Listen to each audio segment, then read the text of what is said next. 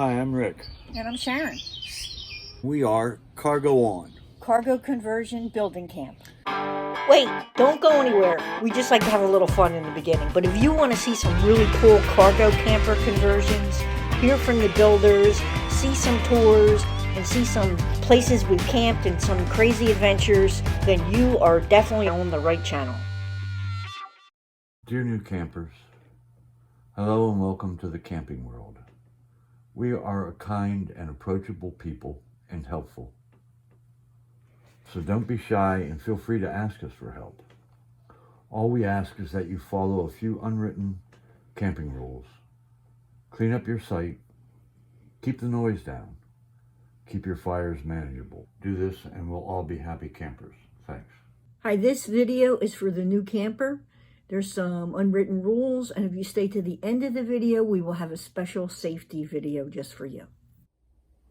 I said all of a sudden everybody loves camping, and I don't know where they're coming from out of the woodwork. And it's a great thing because it's, great for the industry, obviously. But it could be a bad thing, okay?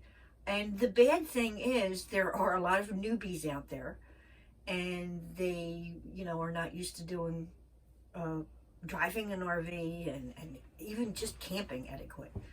So one of the things we want to talk about today, some of our personal pet peeves with camping.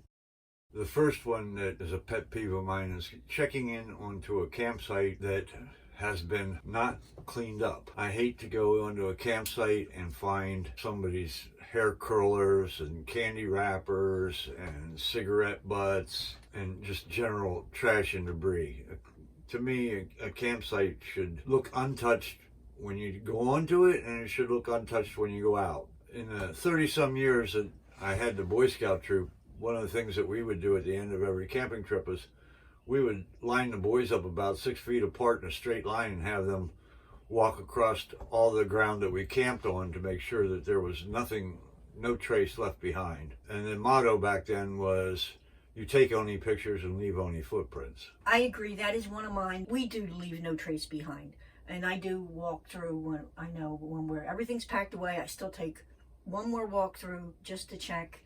And I like to say the only thing we leave behind is tire tracks. Okay, what else? One of the things is probably my biggest pet peeve are inconsiderate campers close by. These are people that are playing music loud, letting their kids run wild and through your campsite. And the other thing is people just cutting through your site. Yeah. We've had people walk right past our windows. We're like, hello? Another one of my pet peeves is people's choice of dress or lack of campgrounds. I camped one time on Round Valley Reservoir, and the campsite beside me was a huge boat. A gentleman that would get up on the deck of the boat in the mornings in his Hanes tidy-whities and dive in and take a swim, and then when he got back out, the tidy-whities were tidy transparents. Well, he could have at least shaved his back. You also said you had an experience when your daughter was little, or your stepdaughter, on the Appalachian Trail. Oh, hiking. Yeah. Tell them about that one. We were on a 5-day backpacking trip over the 4th of July weekend over near Reading, Pennsylvania was where we started out. And we're hiking along, it's evening, and we're just getting ready to make camp. And we hit a trail for a side spring, and I was waiting for the rest of the group to get together. And as I'm standing there, I see this gentleman's head coming. He saw us, he hollered out, "That's right, coming through naked." And I thought he was joking. And as he got closer, I could see that he wasn't. So my stepdaughter, who was like 5 years old at the time, I turned her to face down the trail to the spring so she wouldn't see him. And this guy comes walking through. He's got a little tiny rucksack on his back, a pair of wireframe glasses, a pair of moccasins, and nothing else. And that was it. My daughter turned around and goes, "Boy, he sure did have a hairy butt." So, we can encapsulate all of those things into one statement, which is just be courteous. Be mindful of people around you. They may not want to see you in your tidy whities. They may not want to hear your loud music. And they definitely don't want to pick up your trash. And that's another point I like to make. You know, we're in the woods for, I don't know, 2 days, a week, 2 weeks. I don't even know how long we're staying in there. It depends on the camper. But, you know, that's our home for a limited amount of time. So that brings up another one of my peeves. When people go in there and destroy the landscape. They're in there hacking branches and trees away. And I just look at them and I'm thinking, we're visiting there. That's not our home. But it is home to, I don't know, birds and wildlife. And we're just destroying their property. And I think we need to be mindful of that. I really, really do.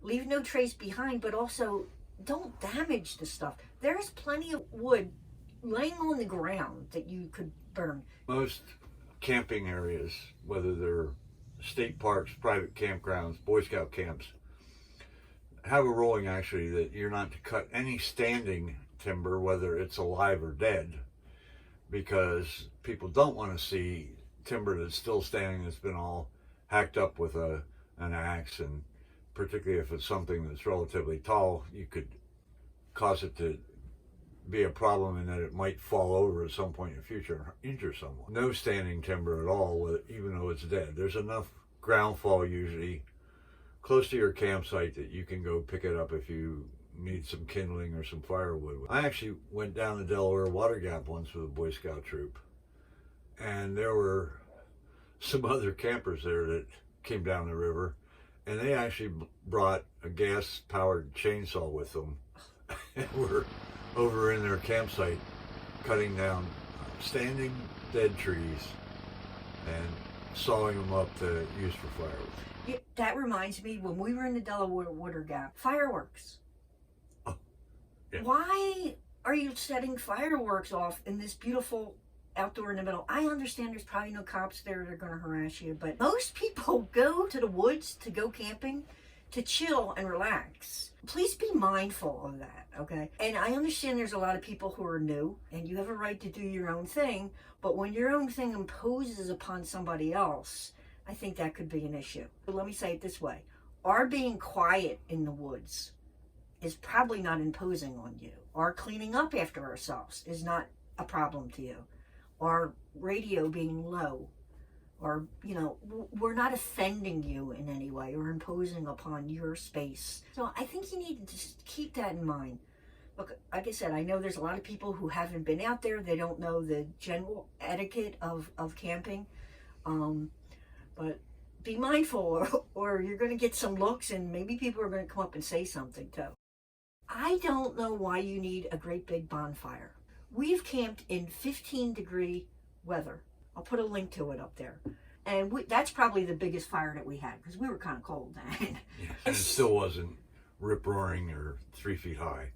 Yeah, I see these people with these fires raging, and I'm like, why do they need that? And the sparks are going up into the trees in the middle of summer during dry spells, and the sparks are going 100 feet in the air from all the other things that they're throwing in on the fire, leaves and paper and whatnot. It's just a safety reason. It's just, it doesn't need to be that big.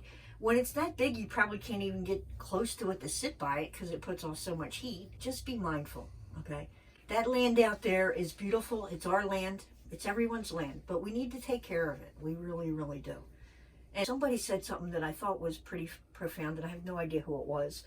But when COVID first came about and everyone was like locked away and shut down, you know, they had these animals coming out and the water was getting better. They said that, you know, in a way, even though there was a virus that was keeping us in to the world and to nature, we were the virus. Humans were the virus. So what I suggest is that we don't become the virus to this. This is a whole ecosystem. Things live there.